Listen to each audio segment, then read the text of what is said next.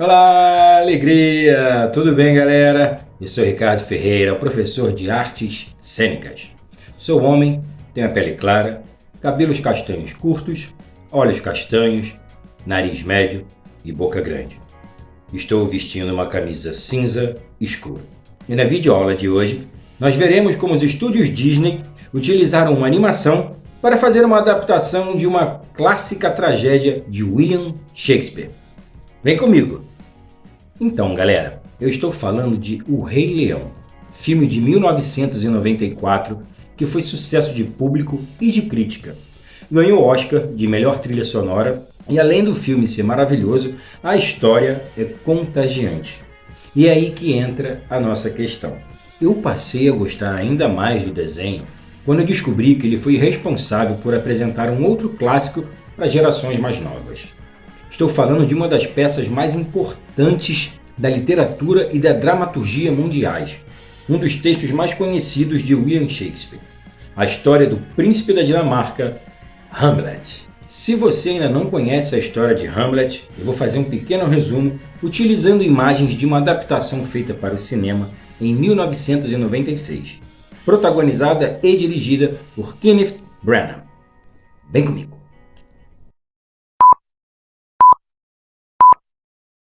Hamlet conta a história de Hamlet, o príncipe da Dinamarca. A trama se inicia com Hamlet em luto, pois seu pai, o rei da Dinamarca, morreu. Em uma noite, o fantasma do rei aparece para Hamlet e revela algo assustador. Ele foi assassinado pelo próprio irmão, o tio de Hamlet, que depois casou-se com a mãe de Hamlet e tornou-se o novo rei da Dinamarca. Então começamos a ver Hamlet em um grande dilema. Um conflito interno entre a sua sede de vingança e o horror de ter de matar o próprio tio. Em determinado momento da trama, Hamlet vai embora do reino e fica vivendo um tempo na Inglaterra. Não demora muito e Hamlet volta à Dinamarca.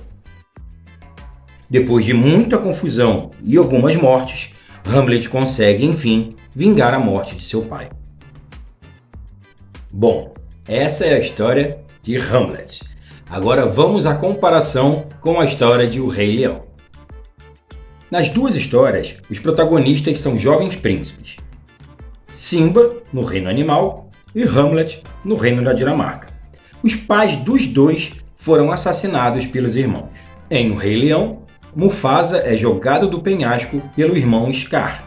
E em Hamlet, o rei é morto pelo seu irmão Cláudio, que pingou veneno em seu ouvido. Depois, o tio assassino toma o reino para si e o protagonista vai embora do reino. Simba parte para a floresta e Hamlet viaja em um navio para a Inglaterra.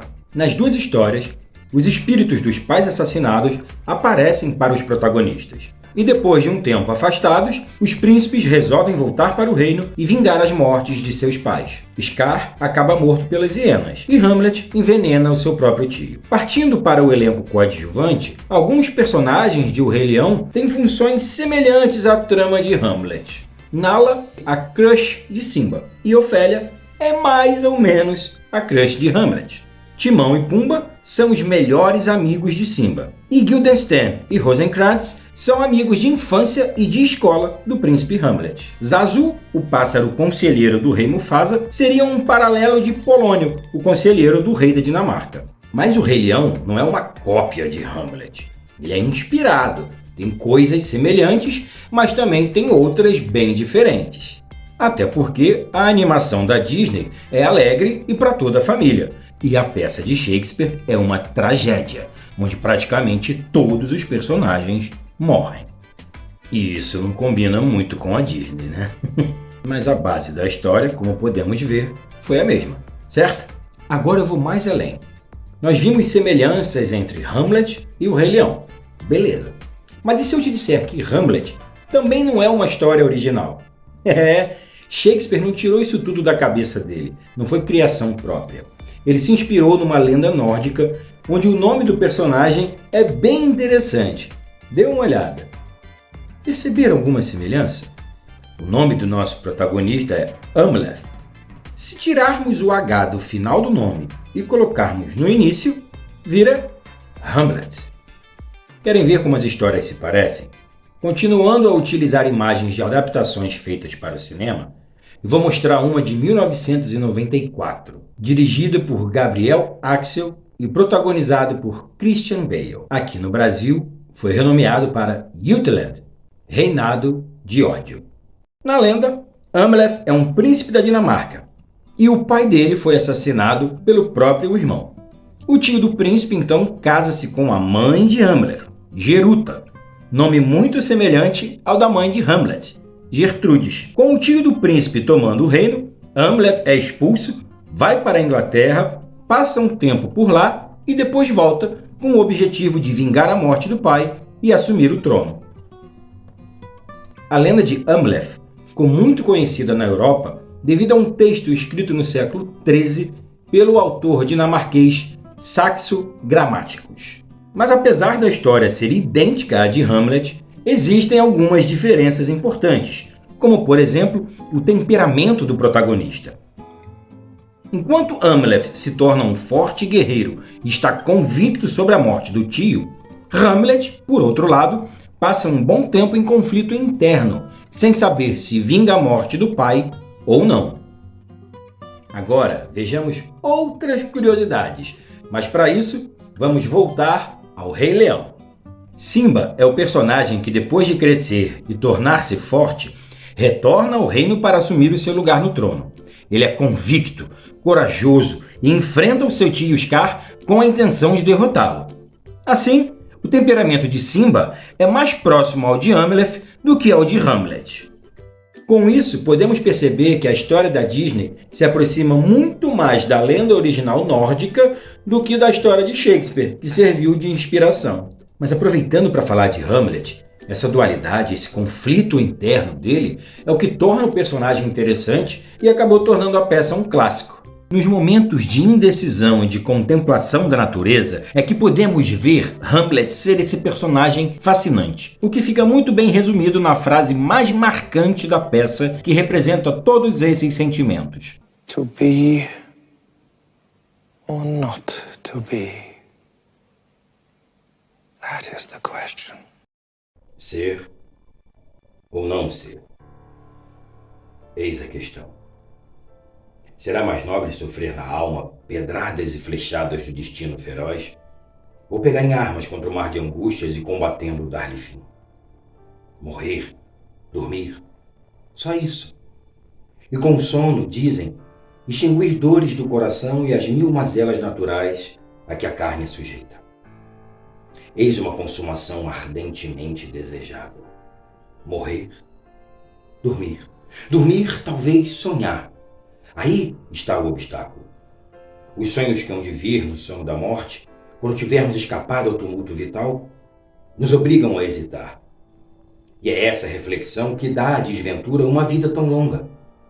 Pois quem suportaria o açoite e os insultos do mundo, a afronta do opressor, o desdém do orgulhoso, as pontadas do amor humilhado, as delongas da lei, a prepotência do mando e o achincalhe que o mérito paciente recebe dos inúteis, podendo ele próprio encontrar seu repouso com um simples punhal? Quem aguentaria fardos gemendo e suando numa vida servil, se não porque o terror de alguma coisa após a morte, o país não descoberto de cujos confins jamais voltou nenhum viajante, nos confunde a vontade? Nos faz preferir e suportar os males que já temos, a fugirmos para outros que desconhecemos? E assim a reflexão faz todos nós covardes. E assim o matiz natural da decisão se transforma no doentio pálido do pensamento. E empreitadas de vigor e coragem, refletidas demais, saem de seu caminho. Perdem o nome de ação. Bom, galera, espero que vocês tenham curtido a aula e a relação entre a animação da Disney e a tragédia de Shakespeare. Eu vou ficando por aqui e aproveito para convidar o professor Arthur Cordeiro de Artes Visuais, que vai trazer uma outra abordagem sobre esse tema. Arthur, chega aí! Oi, eu sou o arte educador Arthur Cordeiro. Sou homem, tenho a pele clara, meus lábios são grandes e meu nariz é médio. Meus olhos são castanhos, meu cabelo é meio preto, meio grisalho. Ao meu redor, você vê alguns livros de arte e religiosos. Em nossa videoaula de artes visuais hoje, nós vamos conversar sobre a morte.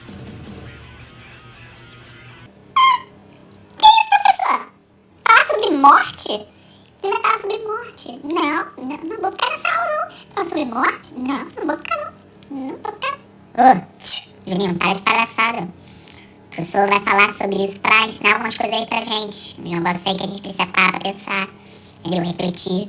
Né? Falar por falar, não. Que isso, gente? Podia ensinar tanta coisa aí pra gente. Podia ensinar, desenhar, colorir. Podia passar um filme da Marvel. Fala sobre morte, gente. Não vou ficar. Calma, gente. Não precisa se assustar. Nós vamos conversar hoje e eu vou mostrar para vocês alguns símbolos que falam sobre a morte, que falam sobre o fim da vida.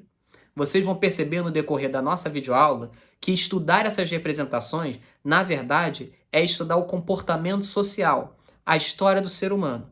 E isso não fala sobre tristeza. Na verdade, intensifica a alegria de viver. O professor Ricardo, por exemplo, na videoaula anterior, utilizou, quando foi interpretar uma das cenas da peça de Hamlet, um objeto cênico. Vocês lembram qual era? O professor Ricardo utilizou como símbolo da morte um crânio. Até hoje, esse símbolo é muito utilizado e quando as pessoas veem um crânio, uma caveira, um esqueleto, logo lembram do fim da vida, da morte. Mas você já parou para se perguntar o porquê disso? E quando foi que isso começou? Essa associação é muito antiga e podemos encontrar já na Idade Média. Por exemplo, no afresco, o Triunfo da Morte com a Dança da Morte. Nesse afresco, datado da época da pandemia da peste negra, a imagem do esqueleto é associada à morte por ser universal a todo ser humano. Já na Idade Média, se percebeu durante aquela pandemia que não importava se você era nobre, plebeu, do clero, senhor feudal. A morte é a condição que iguala a todos. Um dia, todos irão fazer a tal dança da morte. Já no século XVI, o crânio passou a ser utilizado em pinturas no movimento didático da igreja. Chegou até a se construir uma igreja só com ossos, a Capela de Évora, em Portugal. A pretensão da igreja era ensinar sobre humildade às pessoas que viam as obras. Isso se deu porque lá no século XVI já começava a se perceber que algumas pessoas acumulavam riquezas. Utilizando o livro de Eclesiastes na Bíblia Sagrada, a igreja promoveu um movimento que ficou conhecido como vanitas. Vanitas, em latim, significa vaidade. E lá no livro de Eclesiastes está escrito: vaidades das vaidades. Tudo é vaidade. Por exemplo, para representar vanitas de beleza, se inseria nas pinturas espelhos, joias. Também tinha a vaidade das artes, representada pela aparição de quadros, esculturas, máscaras e instrumentos musicais nas obras. Professor. Aí, fala de vaidade, mas é cheio de quadro no fundo do cenário dele. Cheio de quadro. Fala dos outros. Fala aí. Vamos continuar. Também tinham os símbolos da vaidade das riquezas, que eram representadas pela inserção de moedas de ouro, moedas de prata e outros itens valiosos no geral. E por último, também tinha a vaidade pela sabedoria. Nesse caso, ela era representada pela aparição de livros. Livro? Vou nem falar nada. Não vou falar nada que depois eu sou implicante. Livro, né? Livro no fundo. Vai dela. Ô, Juninho, para com isso, porque é só aparecer atrapalhando a aula do professor. Pra aparecer, cara. Vai lá ver o cenário dele como é que é. Cheio de livro. Vaidade. Tô falando.